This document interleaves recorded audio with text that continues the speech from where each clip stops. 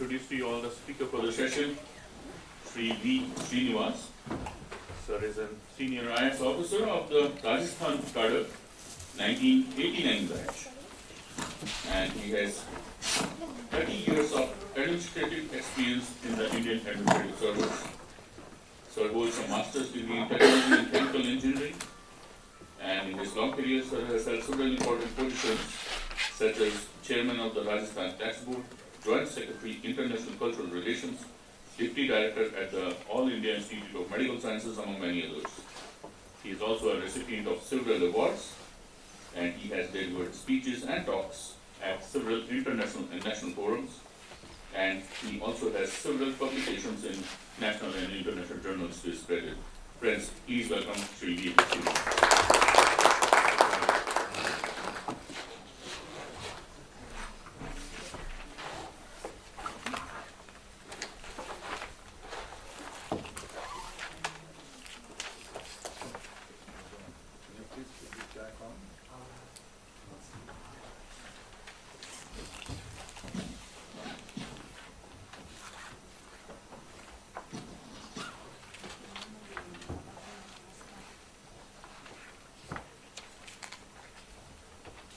Good morning to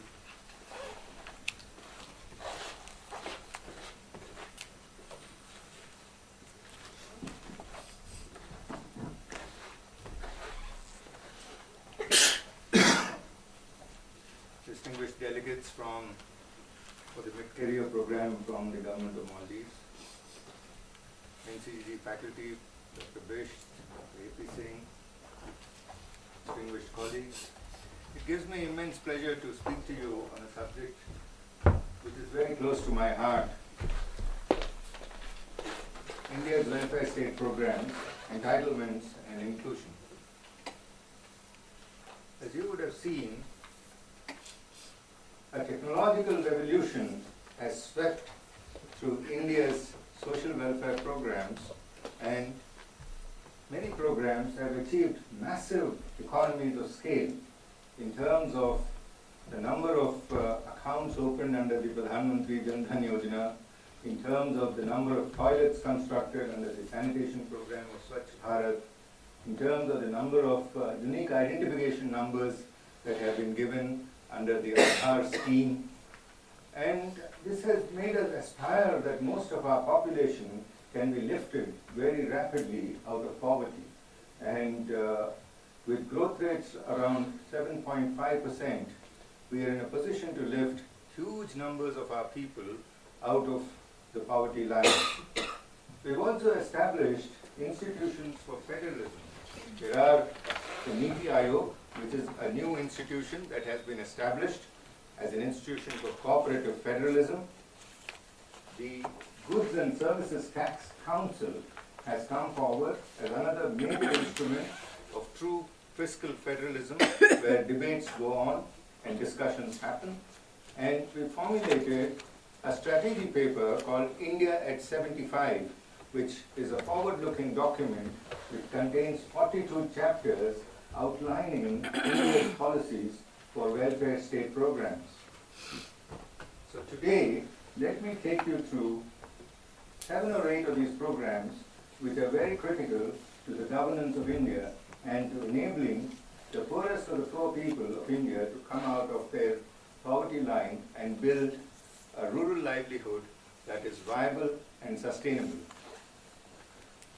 The programs that I would like to touch on are the sanitation program, which is the Swachh Bharat, the rural development programs, education programs. I'll also discuss health, the skill programs, where a lot of jobs are being provided, financial inclusion programs, Digital India, which has had a major footprint, Startup India, which enables entrepreneurs who are willing to invest in their own business to commence new business activities. So let me take you to the journey over the last 5 years as to how India's welfare state programs have become technologically far more superior to what we were implementing hitherto. The Swachh Bharat mission is, you have the 2 spectacles that are Gandhiji's symbol, He was called the Swachhagrahi, and he started this movement when he was in South Africa. And the movement for sanitation across India to prevent diseases like diarrhea, to prevent diseases like malaria, dengue, has been widespread. And this battle has had a number of success stories. So let me take you to the first success story. In the rural district of Bikaner. It's called Banco Bicano. How did this campaign, which is to construct thousands of toilets in a district, be implemented? In Bikaner, the preparations for branding the campaign were called Banco Bicano. The triggering strategies included awareness generation on dignity of women, the spread of vector diseases, lower expenditure on medical needs, and highlighting the problems of the old and disabled persons. The construction of the toilets was community-led. It was not individual-led, it was community-led. People came forward and said, we will construct these toilets. And they covered 1.7 million people in 290 gram panchayats, covering 1,035 villages. So the impact was very widespread. In January 26, 2016, Bikaner became India's first open defecation-free district. And the studies revealed that about 98% of the population started using toilets. So it became a huge success story. It enabled girls to attend schools, it enabled security of women, brought down health-related issues with regard to diarrhea and other areas. This is a slightly more advanced approach on the success story of the Swachh Bharat mission, and that is the Ambikapur model. Ambikapur is a district in Chhattisgarh, and here what they did was self-help groups of women came forward, and 600 women were enlisted and divided into 20 self-help groups. And they identified 275 garbage collection routes which would be supervised by the 137 odd teams. They would monitor garbage collection from 7 o'clock in the morning till 2 p.m. in the afternoon, and then they started segregating garbage. And these garbage segregation centers were divided garbage into several categories: the organic garbage, the inorganic garbage, and they created a specialized model for municipal waste management.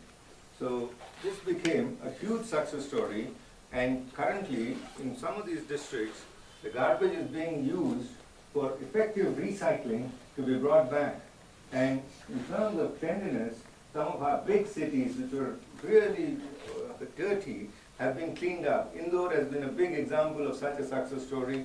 Ambikapur is an example of a big success story that we have had. Let me take you to the success stories in education. We have a number of districts in India which are left-wing extremism districts, where it is difficult for students to participate in classroom sessions, where it is difficult for teachers to attend in classrooms, and the performance of students was quite abysmal in that they were not doing very well in terms of their grades, they were not doing very well in terms of classroom attendance, and they were not willing to pursue higher education.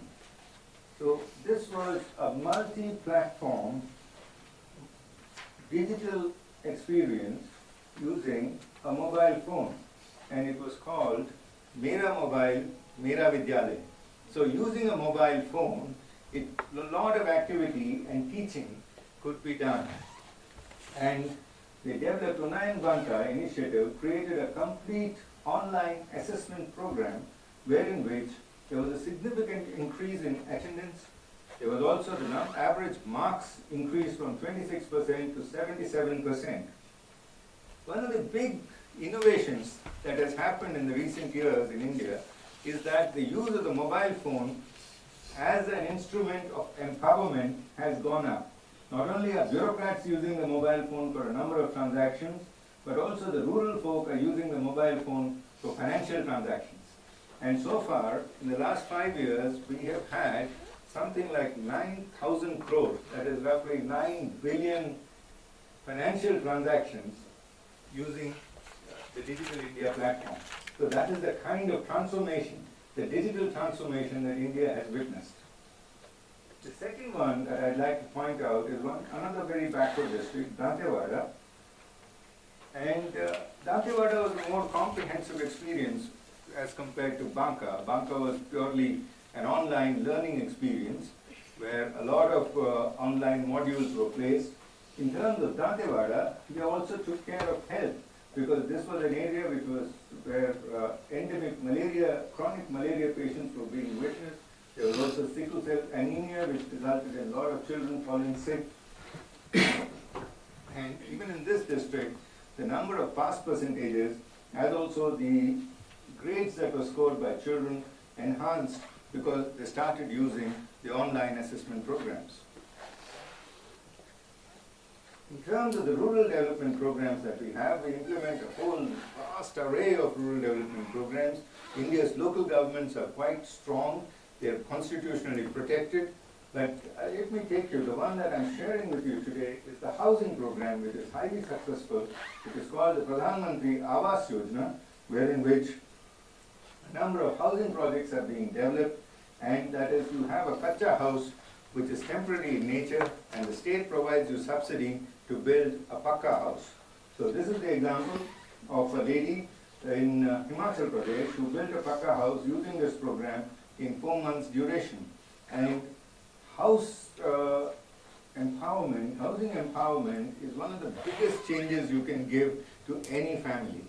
And this is another example of Kabir Dham district, where these were tribal women from the Baiga tribe who were earning very little, and they got benefits, as you can see, from various programs. They got housing under the Pradhan Mantri Awas Yojana. They were given chicken under the Baiga Tribal Development Program. They were given ration cards where free rations were provided to them. They were given hospital care. So a range of programs were provided to this family so that their livelihoods improved from below the poverty line to a sustainable basis. The housing programs also envisage not only individual constructions, but also constructions of colonies. So this is one of the colonies that was built. It is called the New India Nagar Colony. New India is an acronym that has become very popular these days. And everybody is talking of New India 2022. And this is called a New India Colony, where not only did they build houses, but they also provided LPG connections, LED light tube lights, then they had bank accounts, and they built pension schemes into the program. So it was a comprehensive overhaul of the below poverty line families under the program. Let me take you to Skill India. Skill India is a program where the beneficiary is empowered using the skill development programs to get sustainable livelihoods. The program that has been named is called the Deen Dayal Upadhyaya Gramin Kaushal Yojana, and under this, various skill programs are imparted, like you're trained to become apparel factory workers, you're trained to become English language communication skills are taught to you to become sales girls, so that you can be fitted into various other programs like the Make in India program, the Digital India program, the Startup India, the Stand Up India. So you can get sustainable livelihood from these programs. This is an example of Karimnagar district in Andhra Pradesh. In Karimnagar district, how did this program become successful?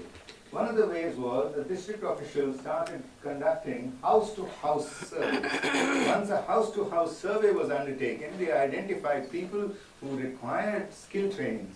And once these skills training needs were assessed, they identified and established skill centers where these individuals could be taken and then skill trainings imparted. They were short-term skill trainings of about 90 days duration, and most of them, 75%, got assured placements. So this is a big success story that we had. And they trained something like 2,200 candidates, and 2,075 were employed. The next program that I'd like to mention to you is the Financial Inclusion Program. India has a number of individuals who did not have access to bank accounts. One of the big programs is universalization of banking. Was one thing that we had pursued, and where every individual would be given a bank account. So the regional rural banks, the public sector banks, the cooperative banks, the commercial banks, or the private sector banks were asked to open bank accounts for every family who did not have a bank account. And they created what are called bank mitras or banking correspondents. So this is a success story of Muhammad Azim, who became a bank mitra with the Union Bank of India. And he was brought into the Pradhan Mantri Jan Dhan Yojana through banking subsidiary, FinoPayTech, because the financial technology companies had to be involved to identify banking correspondents. So Muhammad Azim started using the POS machine, and he became an expert in the use of this point-of-sale machine, and today he has created 2,500 bank accounts. It is a major success story for an individual who was languishing without a job, and he's earning a decent wage which will sustain his family per month. This is one of my favorite stories, the Nagaon in Assam. This is a young girl, Pooja Karamsati. She's an 18-year-old girl who's a tribal girl with very little access to education, and she was in a village which did not have many bank accounts. So Pooja Karamsati became a motivator and became a bank mitra, and she created 1,800 bank accounts in the tribal village where she lived. It was a huge success story. This girl started going around to individual houses and started convincing every household that you need a bank account so that government benefits can flow into your accounts. And today, she's a highly respected girl, and most of the wage employment programs go directly into the bank accounts. The third one is that of Azamgarh of Uttar Pradesh, where in which we have what is called a Pradhan Mantri Mudra Yojana. So, under the Mudra Yojana, loan is sanctioned within 1 hour's time, 1 crore rupees. So it's about 10 million rupees is sanctioned within an hour's time for taking up small-scale activities. So he's a beneficiary, and he has established a pawn shop which is successfully being implemented, and his livelihood needs are fulfilled. Let me also take you to digital payments. And the big change, as I said, was the digital footprint of the Digital India program. Today, India speaks of a $1 trillion digital India economy. $1 trillion digital India economy. That is the size of the economy that we are looking at. In terms of digital payments, this is a worker who was working in Daman, and she did not have a bank account. Her salary was paid in cash. So transfer of salaries from one point to another city became very difficult unless a bank money order was done. It was far more time consuming. She opened a bank account with the HDFC Bank. Everybody has a unique identification number called the Aadhaar. And the monthly accounts, monthly salary payments are deposited into this bank account. So this became a huge change. So she also has access to Beam application, which is an online payment option. Then there is a RuPay card, which is a credit card. And then they use Paytms, which are online transactions that are going on. And from a cash-dependent society, she became a member of a digital society. And not only this, the state of Daman has witnessed so much progress in terms of financial inclusion and digital payments that even at petrol bunks, at banking centers, at any of the grocery shops, you find almost 100% use of credit cards. There are very few who are using actual cash payments. It's all become digital payments. That is a big change that has been witnessed. Then I have Startup India for you. Startup India is a success story of how you create a startup. Many of our states have startup policies, If you are a young, educated youth who is interested and excited, want to start your own employment, Startup India provides you that kind of opportunities and skill base. There are incubation centers that have been established by the state at various points. So you can go and commence your startup at that incubation center. This is a case of Hani Bhagchandani, who is a student of industrial engineering, and he wanted to have a startup for blind people. He called it Torch It, so that the mobility and navigation through technology to make life smarter. So Torch It became a big success story, being replicated in many industrial houses. The second one is called the Karnataka model, which is called Chikitsak. Chikitsak is a health sector model.